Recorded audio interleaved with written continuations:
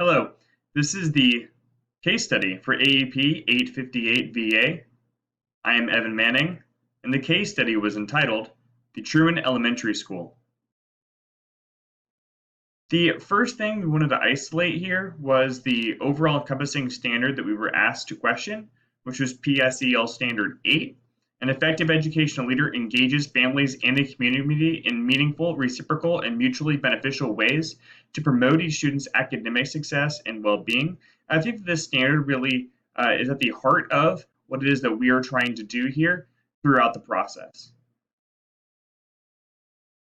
The next slide, which comes from a previous module from Bernhardt and 5, is the continuous school improvement planning via the school portfolio.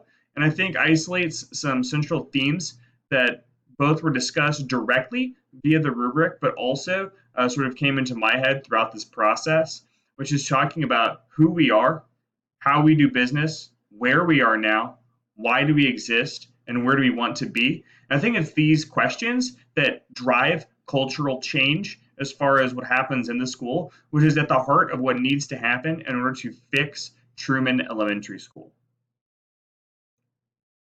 The first category that was isolated in the rubric that we needed to discuss today is the problem identification and data analysis. So first, looking at what we know. Truman is a K through 8 school with fairly low SES or socioeconomic status issues. This will be actually in a weird way, this will be problematic, but it also is going to be important for later aspects. 2, the reading scores are lower than the math scores. 3, parents are voicing displeasure. This is uniquely isolated at the PTO meeting, but as well as other indicative aspects throughout the case study. And 4, there's a grant available to help, and the principal's job is to try to lead that throughout the process. What we need to know. First, is there more intricate data on the assessment scores available?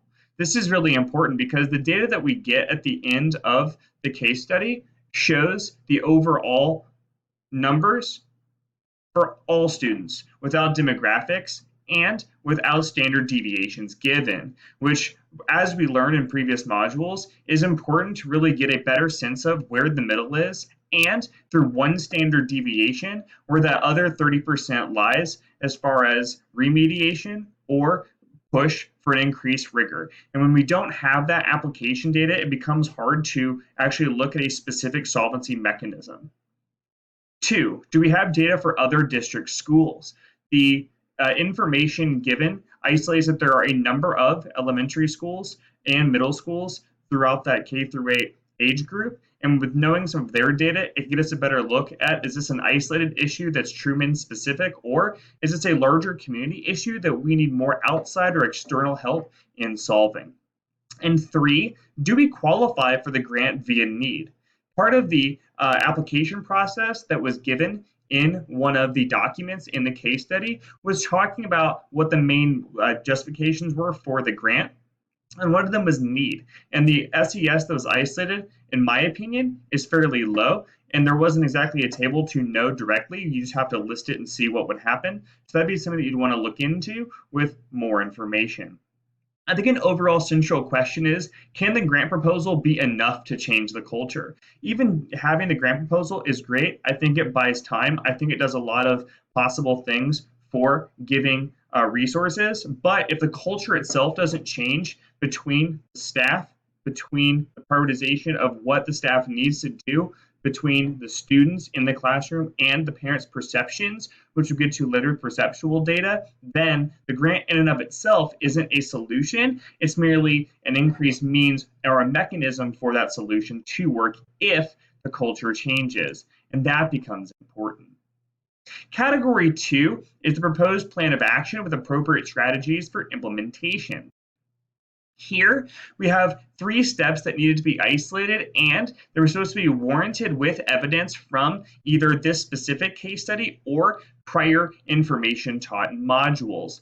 So step one for the strategic plan of action for me was to evaluate the data from the assessments for validity to find who we are from the CSIP article. I think without knowing a more intricate view or a more robust manifestation of that information, it becomes incredibly difficult to make large stroke decisions for the reading curriculum and potentially at the expense of the math focus now without getting to know that, again, more specific data point.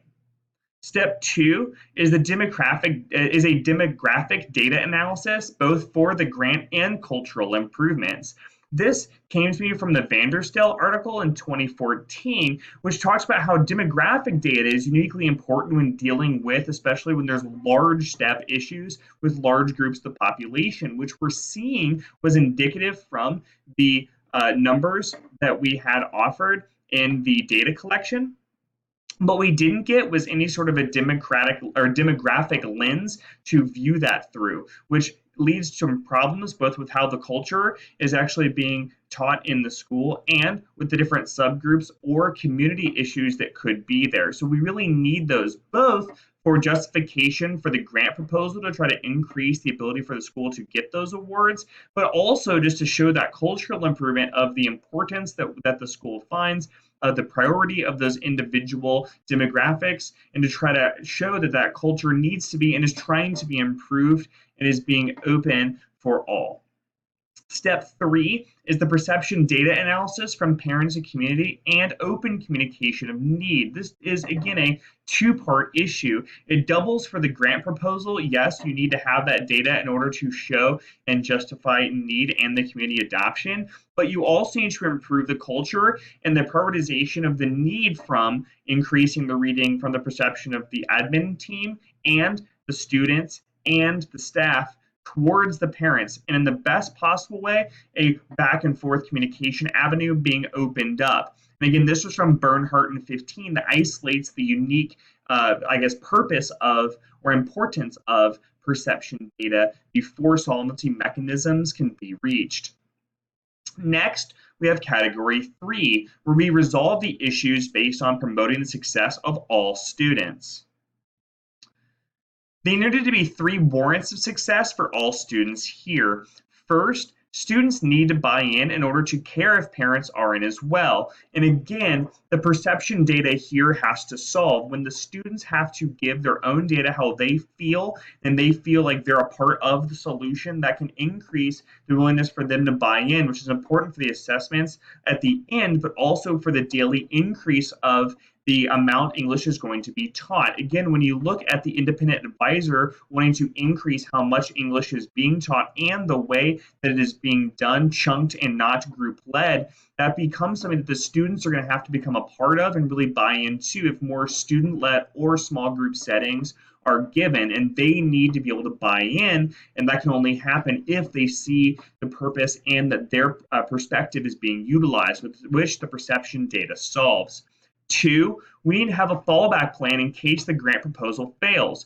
Cultural change can only occur after demographic and perception data can be analyzed, which was given in category 2. Again, you have to have the demographic information as a lens before you interpret the data, and that helps the community understand the importance of prioritization the school has for not only teaching reading, but also for their individual need, and to show that perception from the parents, community internally, as well from the staff and students, all being together in one homogeneous group of information and being collected is important in order to have those things work, even if the grant doesn't come into fruition.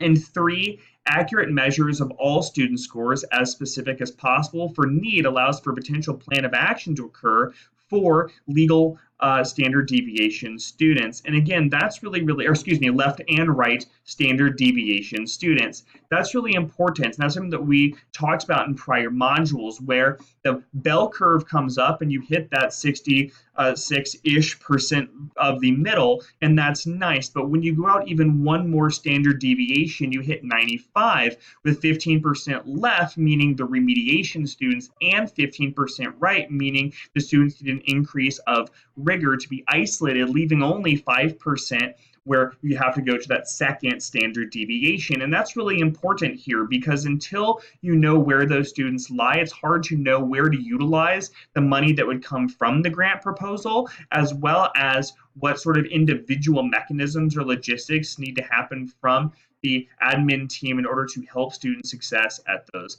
levels.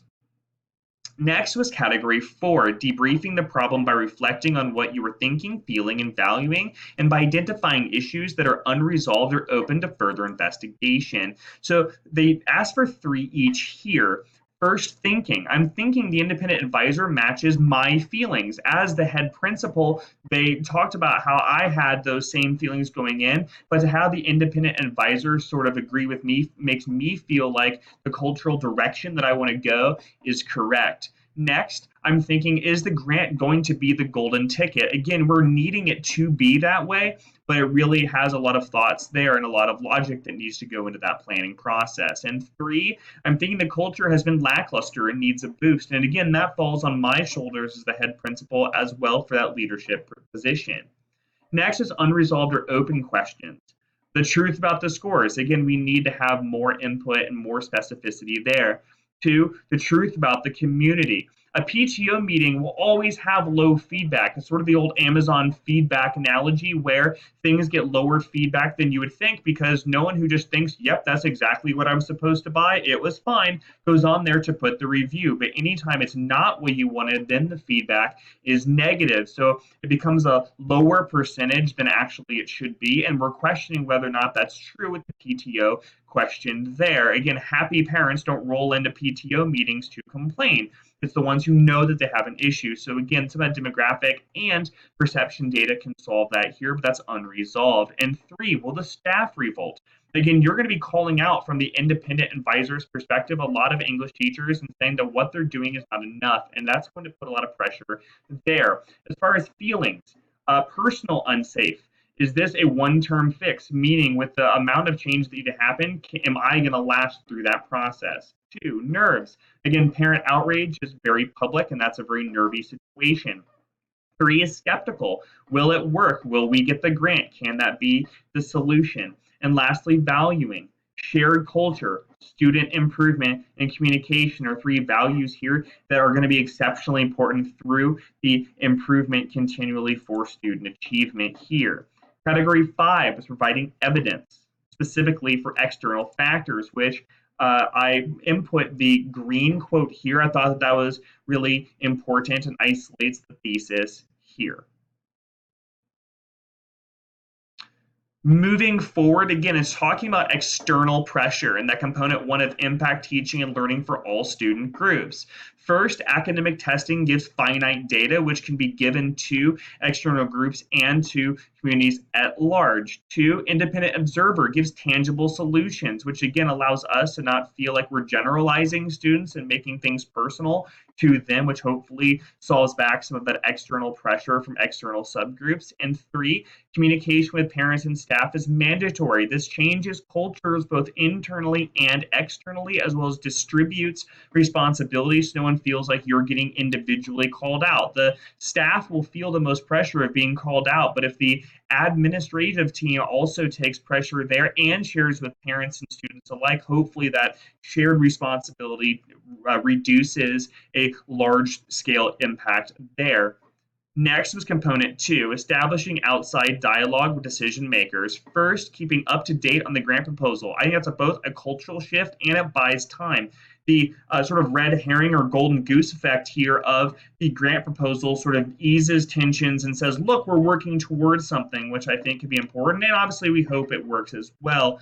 And you have to have data to back up improvement. And that data analysis post-assessments is going to be really important to show, even if it's small growth or to stop the bleeding of the way that the scores have been going down is going to be important, or it's going to look like we're failing. And perception data should isolate cultural priority. Again, that's going to be really important to have that data and to be able to use it and show it to external factors to minimize risks and being offset.